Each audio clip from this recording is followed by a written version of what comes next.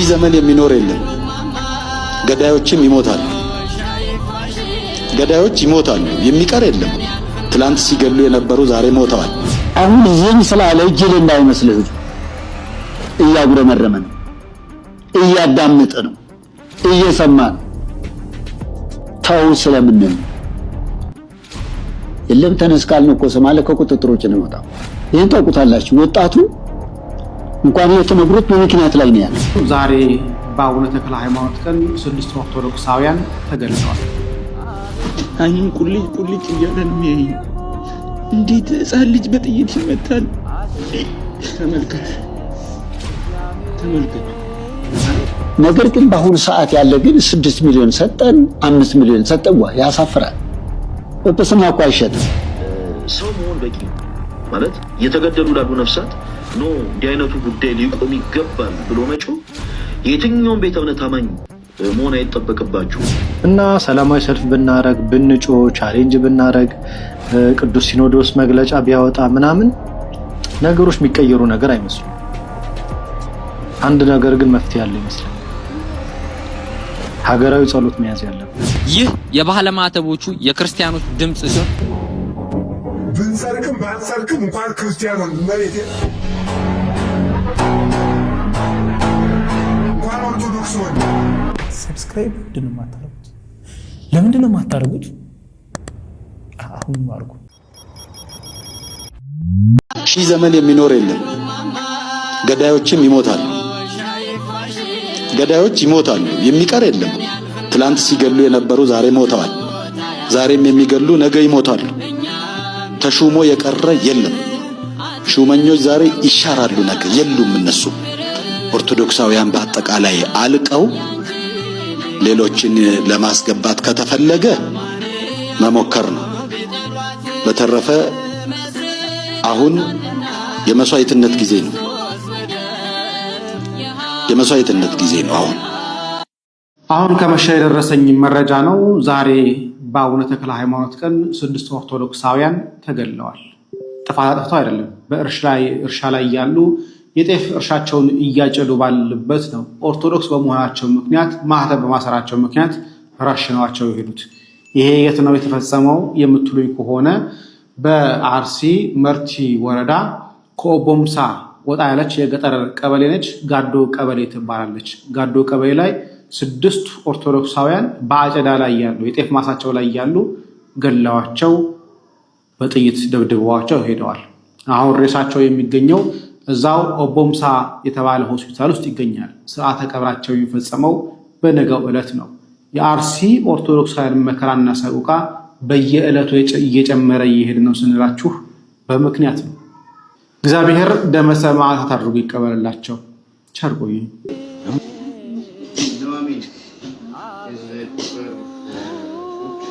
ማለት እኔ አቅም አጣው። እግዚአብሔር አቅም ጉልበት አጣው።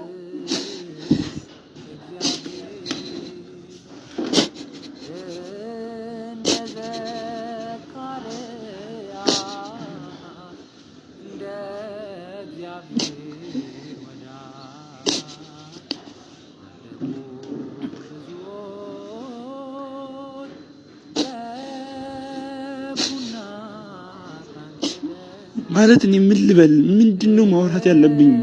እኔ አላቅም።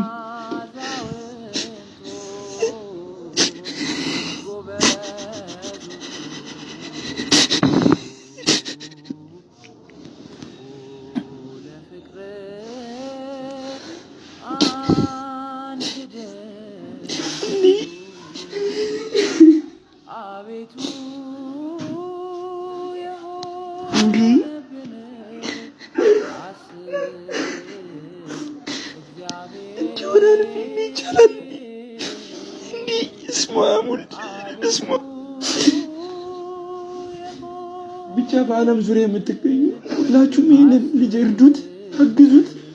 መባረክ ነው፣ መቀደስ ነው። እንዲህ አይነት ሰውን ማግኘት በራሱ እንኳን አይደለም መርዳት። በየትኛውም አቅም ለእናንተ ላስረዳ አልችልም፣ ግን ሁላችሁ ባጎቱ አካውንት ከስር በምትመለከቱት አካውንት ብፁዕ አባታችን ትእዛዝ ሰጥተው ነው እዚህ የመጣነው።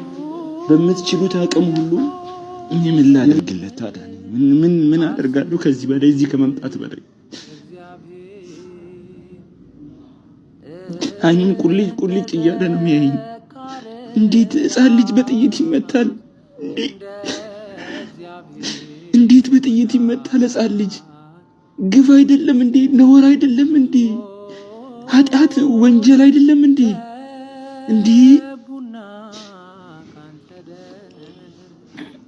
በአርሲ ዞን አካባቢው በሌሎችም ቦታ ኦርቶዶክሳውያን ክርስቲያኖች አንገታቸው ላይ ባለው ማህተብ ምክንያት በክርስቶስ ክርስቲያን ተብለው በመጠራታቸው ምክንያት እየተገደሉ እየተጨፈጨፉ ይገኛሉ። ለነርሱ ድምጽ መሆን ገንዘብ ማድረግ አለበት። ስለዚህ በመላው ዓለም የምትኖሩ ኦርቶዶክሳውያን ይሄንን ቪዲዮ ኮፒ ሊንክ፣ ሼር፣ ዱዊት፣ ሪፖስት በማድረግ ለብዙሃኑ እንድታደርሱልኝ በትህትና እጠይቃለሁ። እስከ ረቡዕ ድረስ ሚዲያ ላይ ሁላችንም ፕሮፋይላችንን በመቀየር ላይቭ ስንገባ እነዚህን አባቶቻችን፣ እናቶቻችን፣ ልጆቻችን የሚገደሉ የሚታረዱትን በማሰብ ድምጽ እንድንሆናቸው የተጀመረ የሶሻል ሚዲያ እንቅስቃሴ አለ። ስለዚህ ሁላችሁም ይሄንን ሶሻል ሚዲያ እንቅስቃሴ እንድትቀላቀሉ፣ ፕሮፋይላችሁን እንድትቀይሩ፣ በገባችሁበት ቤት በሙሉ ስለነዚህ እህቶች፣ ወንድሞች፣ አባቶቻችን ድምጽ እንድታሰሙ በክርስቶስ ኢየሱስ ፍቅር እለምናችኋለሁ። ይህን ምክንያት በማድረግ የዮሐንስ ራእይ መጽሐፍ ቅዱስ ጥናት ዛሬና ረቡዕ አይኖረንም። ዓርብ ዕለት ምዕራፍ 10ን እንማራለን። ተማሪዎች በሙሉ ፕሮፋይላችሁን በመቀየር ለሚገደሉት ኦርቶዶክሳውያን ክርስቲያኖች ድምጽ እንድትሆኑ ሁላችሁንም አደራ ማለትን እወዳለሁ። ይሄንን ቪዲዮ ኮፒ ሊንክ፣ ሼር፣ ዱዊት፣ ሪፖስት በማድረግ ሁላችሁም ድምጽ እንድትሆኑ አደራ ደግሜ እጠይቃለሁ። ቢ a voice for the voiceless። ሁላችሁም እባካችሁን ድምጽ በመሆን ለሚገደሉ ኦርቶዶክሳውያን ክርስቲያኖች ከጎናቸው እንድንቆም በትህትና ደግሜ እጠይቃለሁ። አሁን ዝም ስላለ ጅል እንዳይመስልህ ህዝቡ እያጉረመረመ ነው፣ እያዳመጠ ነው፣ እየሰማ ነው። ተው ስለምንል ነው። የለም ተነስ ካልነው እኮ ሰማለ ከቁጥጥር ውጭ ነው የወጣው። ይሄን ታውቁታላችሁ። ወጣቱ እንኳን የተነግሩት በምክንያት ላይ ነው ያለው። ስለዚህ ቤተክርስቲያንን የቤተክርስቲያን አባቶች የስዕለት አድኖ መቀደድ ከመውለጫ የዘለለ ሳይሆን ወደ ህግ የሚቀርብበት ፍርድ የሚሰጥበት መሰራት አለበት ብሎ እንድንሰራ ነው መጣር ያለብን። ይሄ ካላደረግን ህዝቡ ይፈርድብናል፣ እግዚአብሔር ይፈርድብናል። የአባትነት ስራችንን አልተወጣንም ማለት ነው። የኖላውን ስራችንን አልተወጣንም ማለት ነው። ስለዚህ አባቶቻችን በየገዳማቱ በየበዓቱ በየሸለቆ ያላችሁ ሁሉ ስለዚህ ቤተክርስቲያን ጸልዩ። እንደ አይነት ሰምተን አናውቅም። የትም ዓለም የተከበረ በአፍሪካ ሀገሮች በመላው ዓለም ይሄዳለሁ። እንደ አይነት ግን ጋጠወጥ ስራ ላይ ወጥቶ ግን ስዕል መቅደድ እኮ የቤተክርስቲያን ክብር እንደማዋረድ ማለት እኮ ነው። እንደመናቅ ማለት እኮ ነው። ከዚህ በለጠ ውርደት አለ እንዴ? ስለዚህ ህግ አካላት ካሉ በአስቸኳይ የቀደደው ሰው ወደ ህግ ቀርቦ ፍርድ ማግኘት አለበት ነው የምንለው። እናንተም ያሰማችሁት ድምጽ ይሄ ነው። ስለዚህ ቤተክርስቲያን ስለተናገረች እየወጡ እያፈኑ ስንቱ ታስሮ ይዘለቃል ስማለ። እንግዲህ 100 ሚሊዮን ህዝብ ላይ ማደሪያ ያላገኘ ሰው ለእስር ቤት ይበቃናል ወይ? በማሰር አይደለም ይሄ የሚለወጠው፣ በመመካከር በጸሎት በልመና ነው። ስለዚህ አባቶች እንደኔ በኩል እንደኔ ያላችሁ ሊቃነ ጳጳሳት ዝም ብሎ ቆሞ በመናገር ብቻ ሳይሆን የራሳችን ኢንተረስት በመጠበቅ ሳይሆን የራሳችን ሽሞት በመጠበቅ ሳይሆን ለኔ የሰጠኝ ሀገረ ስብከት ሳይሆን ለቤተ ክርስቲያኑ አንድነት እንድንቆም በዚህ መልእክት ላስተላልፍ ነው የምፈልገው። ስለ ሰላም ምናስተምር፣ ስለ ሰላም ምናውጅ ከሆነ እግዚአብሔር ከኛ ጋር ይሆናል፣ ህዝቡ ከኛ ጋር ይሆናል። ምናስተላልፈው መልእክት ያዳምጠናል። አሁን እኮ ሰምና አድማጭ የለም። ለምን? መጽሐፉ ዝም ሌላም ዝም ስለሚል የስዕሏ መቀደድ አባቶች ድምጽ ሳያሰሙ ስለቀሩ ዓለም ነው በሚዲያው እሪ ያለ ነው ያለው ጩኸት እየተሰማ ነው ያለው ስለዚህ ይሄን አድርጋችሁ እናንተ ስለጠየቃችሁ በጣም ነው ተናድጄ ነበር ይቅርታ አድርጉልኝ በእምነቴ በሃይማኖቴ የመጣ ሰው አልችልም እኔ ይቅርታ አድርጉልኝ አልችልም ማስመሰልም አልችልም ተደፋፍኖ ዝም ብሎ የሚነገርም አይቻልም ምንድነው ቤተክርስቲያን እየሆነች ያለችው ገዳማት ምንድነው ይሆን ያሉት ብዙ ቦታ ምንድነው ሞት የበዛው ብዙ ቦታ ግድያ ለምንድነው የበዛው እኮ የአባቶችን ስራ መስራት አለብን ቁጭ ብለን ለዚህ ክብረ ቅዱሳን በወጣ ጊዜ ወጥተን አይደለም ለመንግስት የሚነገር ከዚህ መንግስት ሄዶ መጠየቅ ለምንድነው ይሄ የሚደረገው ማለት ከሰጣ ዘርፎች ጋር በመነጋገር መፍትሄ በማሰጣት ኃላፊነት አለብን ወለወሬት አድምቆ መግለጫ ተሰጠ የሚለኝ ይሄ በዛ ሐላፊነት ምን ስራ መሰራት አለበት ህዝባችን እንዲሞትብን አንፈልግም ቤተክርስቲያናችን እንዲቃጠል አንፈልግም ካህናቶቻችን እንዲታረዱና እንዲዋረዱ አንፈልግም የነበረ ክብራቸው የነበረ አንድነታቸው ተጠብቆ እንዲኖር ነው የምንፈልገው እኔ ቅድም ነግሬሃለሁ ዛሬ ያለው ነገር ላይኖር ይችላል ኃይል እግዚአብሔር ነው ለተወሰነበት በመድር ላይ የምንኖር እየሰራን አይደለም በማስመሰል ላ ነው ለአንድ ሽሙት ሲሸጥ በቃ በግሩፕ እየተሰባሰቡ እንዲደረግ ዋይ ቤተክርስቲያን የሚያወጣል እውነት ለኢትዮጵያ ኦርቶዶክስ ተዋሕዶ ቤተክርስቲያን የሚያገለግላትን ካህኑን ምዕመኑን ጳጳሱን ሌሎችም የኢትዮጵያ ሕዝብ ያውቃል አንድ ኤጲስቆጶስ በሕዝብ ዘንድ የተወደደ የተከበረ መሆን አለበት እሱ ለልጆቹ ጠባቂ መሆን አለበት ከልጆቹ አብራክ አይለይ ይሄን ነው አባትና ልጅ የሚያቀራረው ዞሮል ወግዱ በደብዳቤ ጽፎ ፖሊስ አንድ ማነው ስሙ አንድ ጳጳስ እሰሩ የሚል ደብዳቤ አይጽፍም የታሰሩ ሰዎች ፍቱልኝ ብሎ ደብዳቤ መስጠቱ እነዚህ ሰዎች ይታሰሩ ብሎ አይጽፍም ነፍስ ከገደልክ ከሰረክ ወንጀል ከፈጸምክ ልጅ ተግባር ካለ ግን በህግ አታመልጥ አሁንም ይሄ ስላድኑ የቤተክርስቲያን ክብርን የቤተክርስቲያን ለለማ የተዋህዶ እምነትን እናዋርዳለን ብለን ራሱ በስትራቴጂ ወይ ጓደኞች ሊኖሩት ይችላል እሱ ተጎተስ መጣቆ ሰማለ ህግ ይቀርባል ማለት ነው በሀገር ውስጥም ከሀገር ውጭም ያላችሁ ኢትዮጵያውያን በሙሉ ስለ ኢትዮጵያ ኦርቶዶክስ ተዋህዶ ቤተክርስቲያን አንድነት እንደተጠብቁ አድራላለሁ ቤተክርስቲያናችሁ የተከበረች ናት ክብራል ለናዋ የተመሰገነች ቤተክርስቲያን ናት የኢትዮጵያ ኦርቶዶክስ ቤተክርስቲያን ስለዚህ በስዕሉ መቀደል ማለት እንዴ አንቺን አጥብተው ያሳደጉ ጡቶች የተባረኩ ናቸው አንቺን የሚያመሰግኑን ኡዳን ኩራን ናቸው ሳይሊ ለቅድስት ለንኩም ለምናት ናት በስሏ ኮኑ ምን ማጸነው ስለዚህ የእመቤታችን ስዕል መቀደል ማለት ወዴት ላይ ነው ገብታችኋል ሰንሰለቱ በቃ ከባድ ውስብስብ ነው ያለው ሁላችሁ ወጣቶች በስዕሉ መቀደድ ድምጻችሁ ለሚመለከተ አካል ብታስተላልፉ መልእክት ላስተላልፍ ፈልጋለሁ ስላዳመጣችሁ ያመሰግናለሁ ክርስቲያን የጵጵስና መለኪያ መስፈርቱ ምንድነው ብዙ አባታችን እንግዲህ ቆሞስ ከምንኩስና ወደ ቁምስና ከቁምስና ወደ ጵጵስና ሲመረጥ አንድ የሃይማኖት አባት የመጨረሻው አስኬማ ላይ ጵጵስና ላይ ለመድረስ መለኪያው ምንድነው ይትማ ለጵጵስና ማዕረጉ ትልቁ ምናኔ ነው ቅድስና ነው ቅድስና ያለው ሰው በቅድስናው በጸሎቱ ሀገርን ያድላን ተብለው ይጠቁሙት ይምረጡት የሚለው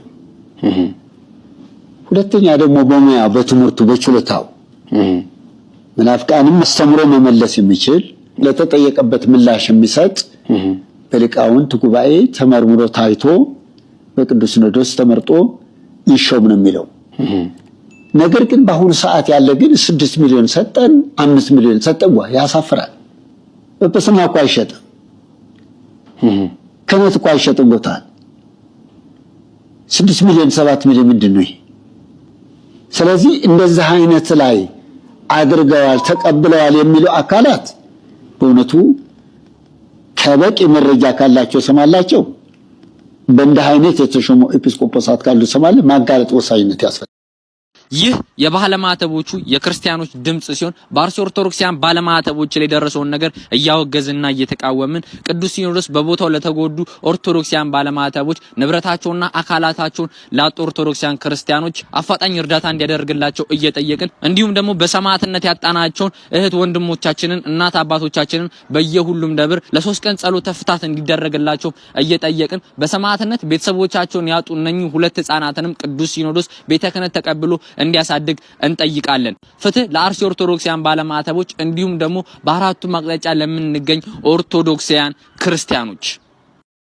ይሄን ቪዲዮ ምንም ነገር ኤዲት ሳላረግ ነው የምለቀው፣ ቀጥታ ሐሳቤ እንዲሆን ስለምፈልግ ማለት ነው። በጣም በቅዱስ ቤተክርስቲያን በምዕመኖቿ ላይ በጣም ከባድ መከራ ችግር እየደረሰ ነው እና ሰላማዊ ሰልፍ ብናረግ ብንጮ ቻሌንጅ ብናረግ ቅዱስ ሲኖዶስ መግለጫ ቢያወጣ ምናምን ነገሮች የሚቀየሩ ነገር አይመስሉም። አንድ ነገር ግን መፍትሄ ያለ ይመስለኛል። ሀገራዊ ጸሎት መያዝ ያለብን ስፔሻሊ በተላልቅ ገዳማትና አድባራት፣ በጣም ተጋሩ በሚደረግባቸው ገዳማትና አድባራት፣ በከተማም በገጠርም የመጣው መከራ እንዲሁ እንደሆነ ጊዜ እንደ ወጀብ የሚያልፍ አይመስልም። በቃ ፐርፐዝሊ እየተደረገ ያለ ነገር ነው። ሃይማኖታችንን መጠበቅ አለብን፣ ግን ሰዎችን ገለን አይደለም መጠበቅ ያለብን። ያለንን መንፈሳዊ ኃይል መጠቀም ያለብን ሰዓት አሁን ይመስለኛል። ሐሳብ ካላችሁ ኮሜንት ላይ አስፍሩ። ለሞቱ ወገኖቻችን እግዚአብሔር የሰማዕታትን ክብር ያድላቸው። ወዳችኋለሁ። ሰው መሆን በቂ ነው ማለት እየተገደሉ ላሉ ነፍሳት ኖ እንዲህ አይነቱ ጉዳይ ሊቆም ይገባል ብሎ መጮህ የትኛውም ቤተ እምነት አማኝ መሆን አይጠበቅባችሁም። የትኛውንም አይነት ሐሳብ የትኛውንም አይነት ምልከታ የምትከተሉ አይነት ሰዎች መሆን የለባችሁም። ሰው መሆናችሁ ብቻ በቂ ነው። ፕሮቴስታንት እህት ወንድሞቻችን ኦፍ ኮርስ በእምነት እንለያያለን፣ በሐሳብ እንለያያለን፣ በተለያዩ ነገሮች እንለያያለን። ነገር ግን ሰብአዊነትን በሚሹ ጉዳዮች ግን ከኛ ከክርስቲያን እህት ወንድሞቻችሁ ጎን እንድትቆሙ በሉል እግዚአብሔር ስም እንጠይቃለን። በግፍ እየተገደሉ ያሉ ክርስቲያን እህት ወንድሞቻችን እየተሰራባቸው ያለው ጉዳይ ወንጀል ነው። ስለዚህ ፍትህ ያገኙ ዘንድ በከንቱ የፈሰሰው ደማቸውም ፍትህ ያገኝ ዘንድ ሁላችሁም እኩል ከክርስቲያን እህት ወንድሞቻችሁ ጎን በመቆም ልትጮህ ይገባል። ክርስቲያኖቶች ወንድሞች፣ በዚህ አጋጣሚ በሌላም አጋጣሚ የሌላ ቤተ እምነት አማኝ የሆኑ ሰዎች በግፍ እንዲህ መከራ ሲደርስባቸው በግፍ ሲንገዳቱና ሲሰቃዩ እኛ የዛ ቤተ እምነት አማኝ መሆን አይጠበቅብንም። ከነዛ እህት ወንድሞቻችን ጎን ቆመን በግፍ እየተገደሉ ላሉ ነፍሳት ድምፅ ልንሆን ይገባል፣ እኩል ልንጮህ ይገባል። ስለዚህ በሁሉም ዓለም ያላችሁ ክርስቲያኖቶች ወንድሞች ይሄ ክርስቲያናዊ ግዴታችሁ ነው። ይሄ ክርስቲያናዊ ግዴታችሁ ነው። በግፍ እየተገደሉ ላሉ ነፍሳት የማይራራ ትውልድ፣ የማይራራ ፍጥረት እጅግ በጣም በጣም ከባድ ነው። ልናያ ይገባል። ይሄ ሰብአዊ የሆነ ጉዳይ ነው። ሰው መሆን በቂ ነው። ይሄንን ጉዳይ ለመቃወም በነገራችን ላይ ሰው መሆኑ ብቻ በቂ ነው። ስለዚህ በቻላችሁት አጋጣሚ በላይፍ ሲኑ ላይ እኛ ወንድሞች ስንገባ ልክ እንደዚህ በቻልነው አቅም ድምፅ እንሆናለን።